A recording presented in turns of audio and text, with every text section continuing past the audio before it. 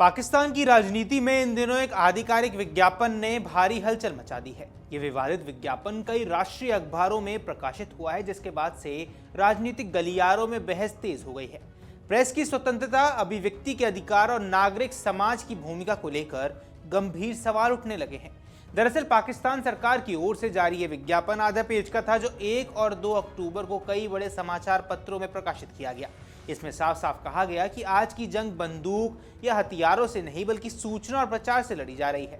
विज्ञापन में आगे ये भी कहा गया कि दुश्मन अब गोलियों की बजाय सूचनाओं को हथियार बनाकर देश को अस्थिर करने की कोशिश कर रहा है। यही दुश्मन कभी पत्रकार, कभी एनजीओ कर्मचारी और कभी फ्रीलांसर के रूप में दिखाई दे सकता है। सरकारी विज्ञापन में चेतावनी दी गई कि ऐसे लोग संवेदनशील जानकारियों का दुरुपयोग कर समाज में डर और अशांति फैला सकते हैं। इस संदेश का स्पष्ट संकेत था कि पत्रकार, मानवाधिकार कार्यकर्ता और स्वतंत्र आवाजें किसी न किसी रूप में राज्य की स्थिरता के लिए खतरा है। जैसे ये विज्ञापन सामने आया, प्रेस की आज़ादी और मानवाधिकार से जुड़े संगठनों ने इसकी कड़ी आलोचना शुरू कर दी। मीडिया ने कहा कि इस विज्ञापन ने पत्रकारों और नागरिक समाज के सदस्यों की दुश्मन की तरह पेश किया गया है, जिससे उनकी सुरक्षा पर गंभीर खतरा मंडरा सकता है। संगठन के मुताबिक ये एक खतरनाक रुझान है जो पाकिस्तान में स्वतंत्र आवाज़ों को और कमजोर करेगा। मानवाधिकार संगठनों ने भी इस पर गहरी चिंता जताई है। Human rights commission of Pakistan यानी कि HRCP, women's action forum Lahore, Shirkat Gah, south Asian partnership Pakistan, सिमोर और क्लास जैसी संस्थाओं ने संयुक्त रूप से इस विज्ञापन को लोकतांत्रिक मूल्यों के खिलाफ बताया। उनका कहना है कि जब पहले ही पाकिस्तान में प्रेस की स्वतंत्रता सीमित होती जा रही है, ऐसे में सरकार का यह कदम स्वतंत्र विचारों को पूरी तरह कुचलने का एक प्रयास है। अब ये विवाद ऐसे समय में उभरा है जब पाकिस्तान की सरकार डिजिटल मीडिया और सोशल मीडिया पर सख्त निगरानी बढ़ा रही है, खासकर तब से जब एक प्रमुख विपक्षी नेता को जेल भेजा गया है। सरकार के इस कदम को विपक्षी दल लोकतंत्र पर हमला मानते हैं। अब विज्ञापन ने इस आशंका को और मजबूत कर दिया है कि सरकार आलोचनात्मक आवाज को दबाने के लिए किसी भी हद तक जा सकती है। विशेषज्ञों का कहना है कि पत्रकारों और नागरिक समाज को दुश्मन बताना बेहद खतरनाक है। लोकतंत्र में मीडिया को चौथा स्तंभ कहा जाता है, जिसका काम सरकार को सवालों के घेरे में लाना और जनता के मुद्दों को सामने रखना होता है। लेकिन अगर पत्रकारों को ही राष्ट्रीय सुरक्षा खतरा करार दिया जाए तो वे स्वतंत्र रूप से काम नहीं कर पाएंगे। मानवाधिकार कार्यकर्ताओं का भी यही तर्क है कि इस विज्ञापन से उनके खिलाफ हमले की संभावना ज्यादा बढ़ जाएगी।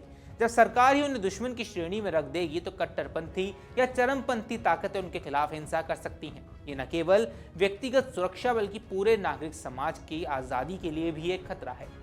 पाकिस्तान लंबे समय से प्रेस की स्वतंत्रता के मामले में आलोचना झेलता रहा है। अंतर्राष्ट्रीय स्तर पर भी वहां मीडिया पर बढ़ते दबाव की चर्चा होती रहती है।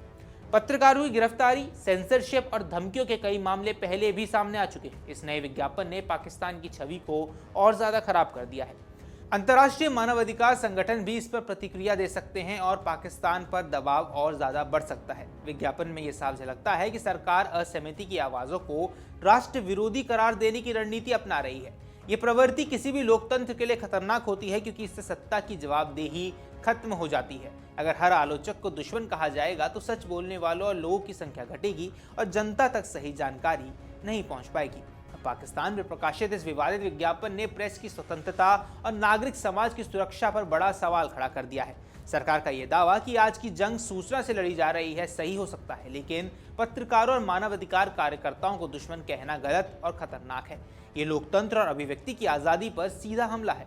मानवाधिकार संगठनों और प्रेस संस्थानों की आलोचना ये दिखाती है कि समाज में अब भी लोकतांत्रिक मूल्यों के लिए आवाज़ उठ रही है। सवाल ये है कि क्या पाकिस्तान की सरकार इस आलोचना को स्वीकार करेगी या फिर आलोचकों को और ज्यादा दबाने का प्रयास करेगी। आने वाले दिनों में इस विज्ञापन का असर न केवल पाकिस्तान की राजनीति बल्कि उससे अंतर्राष्ट्रीय छवि पर भी नजर आने वाला है। अब इस मुद्दे पर आपकी जो कुछ भी राय है हमें कमेंट बॉक्स पर जरूर बताएं। फिलहाल इस वीडियो में इतना ही। नमस्कार। अगर आप ये वीडियो YouTube पर देख रहे हैं तो हमारे चैनल को सब्सक्राइब कर बेल आइकन दबाएं और Facebook पर देख रहे हैं तो हमारे पेज को लाइक करें।